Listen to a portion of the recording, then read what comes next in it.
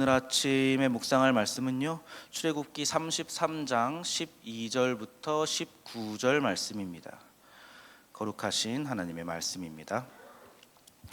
모세가 여호와께 아뢰되 보시옵소서, 주께서 내게 이 백성을 인도하여 올라가라 하시면서 나와 함께 보낼 자를 내게 지시하지 아니하시나이다. 주께서 전에 말씀하시기를 나는 이름으로도 너를 알고 너도 내 앞에 은총을 입었다 하셨사온즉 내가 참으로 주의 목전에 은총을 입었사오면 원하건대 주의 길을 내게 보이사 내게 주를 알리시고 나로 주의 목전에 은총을 입게 하시며 이 족속을 주의 백성으로 여기소서.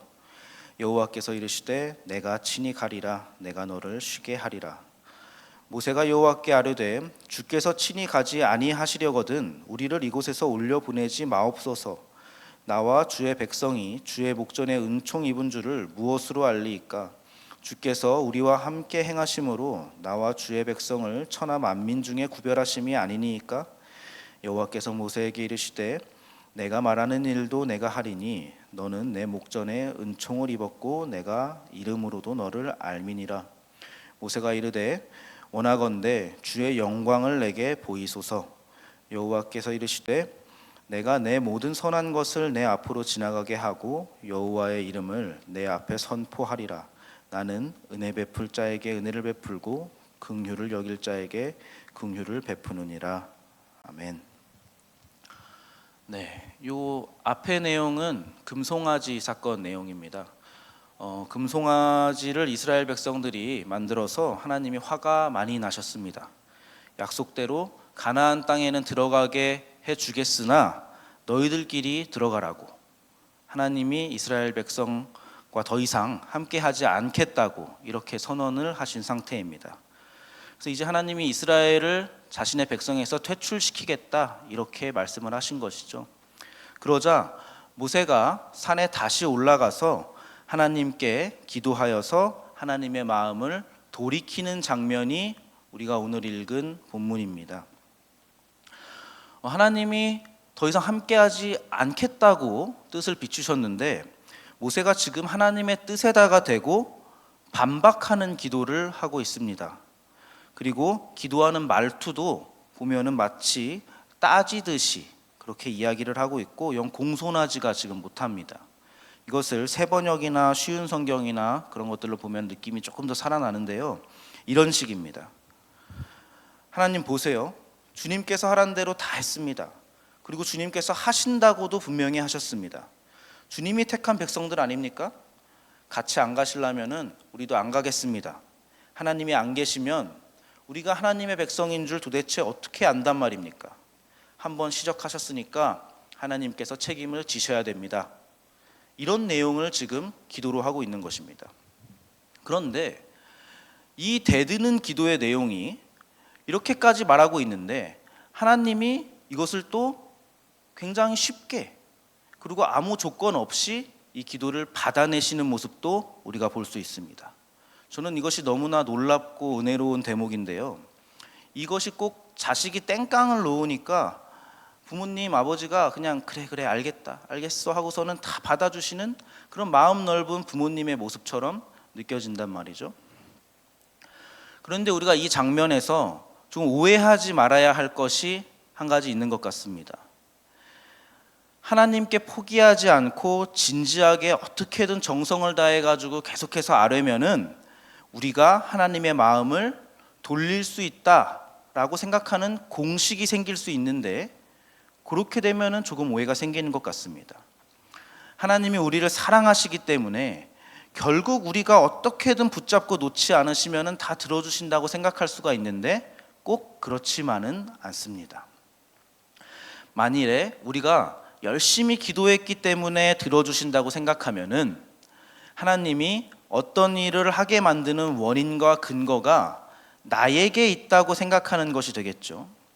내가 기도를 해서 내가 정성을 들여서 내가 부르짖어서 하나님의 방향을 바꿔냈다라고 생각하는 것입니다.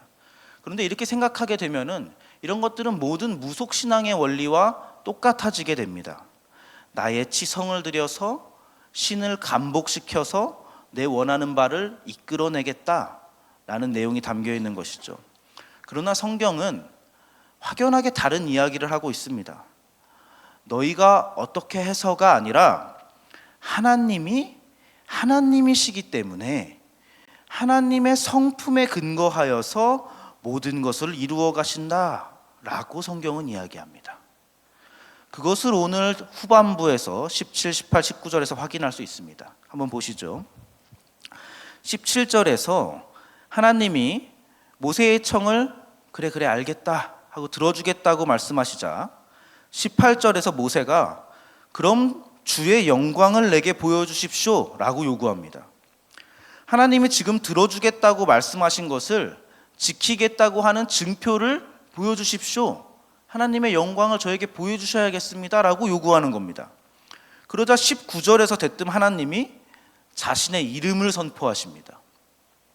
나는 은혜를 베푸는 긍휼을 베푸는 하나님이다. 이렇게 말씀하십니다. 모세가 확인을 요청했는데 하나님은 자기 자신을 설명하시는 것으로 지금 대답하시는 거예요. 이것이 바로 우리 신앙에 있어서 가장 중요한 근거가 무엇인지에 대한 성경의 답변이 되는 것입니다. 하나님은 자비로우시고 하나님은 은혜로우시고 긍휼을 베푸시는 하나님이시기 때문에 오늘 마음을 돌이키시고 모세의 기도를 받아내시는 것입니다. 이것이 금송아지 사건에서 하나님이 어떤 분이신가를 보여주고 있는 성경의 답변이 되는 것이죠. 모세가 싹싹하게 잘 빌고 말재간으로 하나님을 감복시켜서가 아니라 하나님이 이런 하나님이시기 때문에 이스라엘 백성의 이 한심한 모습에도 불구하고 끝까지 놓지 않으시고 반복하는 죄와 실패에도 불구하고 우리를 놓지 않으신다는 것입니다. 하나님에게 용서의 근거가 있는 것이고 하나님에게 자비와 긍휼의 근거가 있는 것입니다. 모세가 처음 광야에서 떨기나무 앞에 섰을 때에 하나님이 자신을 뭐라고 소개하셨습니까? 나는 스스로 있는 자다. 나는 나다. 이렇게 말씀하셨습니다. 하나님은 하나님이십니다. 하나님은 자신의 하나님 되심을 부인할 수도 없고 멈출 수도 없습니다. 스스로 있는 자로서 누구의 영향도 받지 않으십니다. 누구의 영향을 받지 않는다는 것은 변함이 없다는 것입니다. 동일하신 하나님이라는 것입니다. 바로 그분이 우리의 부모 되셔서 창세전에 시작하신 사랑을 멈추지 않고 있는 것입니다. 여러분, 부모는 자식 사랑하기를 멈출 수가 없잖아요. 그러니까 바로 이 사실에 근거해서 모세가 오늘 뻔뻔하게 큰 소리 칠 수 있는 것입니다. 예를 들어 볼게요. 자녀들은 가진 것도 없으면서 부모들한테 갑질을 하게 됩니다. 나 밥 안 먹어. 그리고 방문 닫고 들어가 버려요. 안 먹으면은 본인이 손해인데도 이 협박이 통하는 이유가 도대체 뭡니까? 부모의 사랑을 담보하고 있기 때문인 것이죠. 자식이 나 집 나갈 거야 그러고 짐을 쌉니다. 막 가방을 싸요. 집 나가면은 자식은 고생합니다. 그리고 부모한테는 사실상 이득입니다. 그런데도 부모들은 자식이 진짜로 집 나갈까 봐 소파 앞에 앉아가지고 밤새도록 보초를 서는 거 아닙니까? 왜 그렇습니까? 사랑하기 때문에 그런 겁니다. 자녀들이 큰 소리 치는 이유도 그 부모의 부모됨에 근거하고 있는 것이고 그 부모의 사랑에 근거하고 있는 것이죠. 우리가 이런 것을 놓고 자녀가 협박을 잘해서 자녀가 말을 잘해서 부모의 요구를 들어줬다, 부모를 바꿔냈다 이렇게 얘기하지 않습니다. 부모가 자식을 사랑해서 자식을 받아준다라고 누구나 이해하고 있죠. 우리도 마찬가지입니다. 여러분, 그리스도인은 하나님과 이런 관계가 되는 것을 말하는 것입니다. 우리는 자녀답지 못할 수도 있습니다. 그러나 잘하는가 못하는가로 관계가 달라지거나 변동되진 않습니다. 공부 못해도 자식은 부모한테 큰 소리 칠 수 있습니다. 학교 가서 시험에 빵점을 맞아와도 오늘 저녁에는 삼겹살 먹고 싶다고 부모님한테 요청할 수 있는 겁니다. 물론 철이 들면은 더 이상 그런 짓은 안 하게 됩니다. 그러나 꼭 기억해야 되는 것은 철없는 짓도 부모를 가진 사람들이 할 수 있다는 특권이라는 것입니다. 이것이 우리의 믿음이고 우리가 가진 구원이고 우리의 신앙입니다. 오늘 모세가 하나님의 하나님 되심을 근거로 요구할 수 있고, 그리고 하나님 또한 자신의 은혜와 긍휼의 하나님이라는 것을 근거로 이 모세의 뻔뻔한 기도와 요구를 받아내시는 것처럼 오늘날까지도 우리에게 그렇게 하십니다. 하나님이 오늘 이 선포하시는 것이 이스라엘이 광야에서 가장 크게 잘못했던, 가장 수치스럽던 그 금송아지 사건의 범죄를 저지르고 난 하나님의 선포이고 하나님의 용서라는 것을 우리가 잊으면 안 될 것 같습니다. 우리가 가장 수치스러운 죄에 빠져 있을 때, 우리가 가장 어두운 곳에 들어가 있을 때 하나님이 하나님 되심, 하나님이 긍휼, 하나님이 용서의 하나님이라는 그 하나님이라는 것을 근거로 하여서 우리를 구원하셨고 오늘 이 자리까지 이끌고 오셨다라는 것을 여러분이 꼭 기억하시고 잊지 마셨으면 좋겠습니다. 바로 이 하나님의 선포가 이스라엘 백성의 구원의 근거인 것이고 우리가 누리게 될 영생의 근거이고, 이것은 하나님이 시작하셨기 때문에 중단될 수 없으며, 그래서 우리는 결국에 가서는 승리할 수밖에 없는 운명에 처해 있는 사람들이라는 것을 우리가 알아야 됩니다. 하나님이 어떤 분이신지를 알고, 그리고 그 하나님의 자녀된 신분이 얼마나 크고 놀라운 특권인지 더욱 알아가기를 바랍니다. 우리 모두가 하나님의 자녀인 것과, 그리고 그 하나님의 성품을 통해서 하나님이 일하심 속에 있다는 그 기쁨으로 오늘 하루도 든든하고 넉넉하게 이웃들을 섬기면서 살아갈 수 있는 그런 하루가 되었으면 좋겠습니다. 기도하겠습니다. 하나님 아버지, 은혜를 참으로 감사드립니다. 하나님이 하나님 되셔서 그 은혜와 자비와 긍휼로서 우리가 행한 대로 갚지 아니하시는 사랑의 하나님을 우리가 확인했습니다. 나를 더욱더 비워내서 우리의 삶의 모든 근거를 하나님에게만 두기를 원합니다.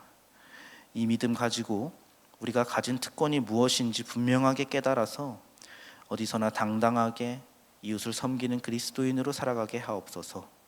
예수님의 이름으로 기도합니다. 아멘. 이 시간 다음과 같은 기도 제목으로 함께 기도하시겠습니다. 지금 들은 말씀이 내 삶으로 이어지게 하옵소서. 동네 세매줄 성경 묵상과 소그룹 모임을 통해 하나님의 크신 은혜를 경험하는 말씀삼 공동체가 되게 하옵소서. 우리 교회의 미래를 짊어질 다음 세대를 축복하시고 하나님의 자녀로 잘 성장하게 하옵소서. 미국에서 진행되고 있는 동네 세매줄 성경 세미나가 잘 진행되게 하시고 담임 목사님께서 영육간에 강건하도록 함께하여 주옵소서. 세계 곳곳의 전쟁과 지진, 홍수로 피해 입은 국가들을 회복시켜 주시고 기후위기에 지구촌이 하나 되어 해결할 수 있도록 인도하옵소서. 육체의 질병과 마음의 질병으로 고통받는 성도들에게 회복의 은혜와 평안의 은혜를 베풀어 주옵소서. 오늘도 각자의 자리와 만나는 모든 이웃들에게 평화를 전하는 그리스도인의 하루가 되게 하옵소서. 개인의 기도 제목과 공동의 기도 제목으로 다 같이 기도하시고 삶의 자리로 나아가겠습니다.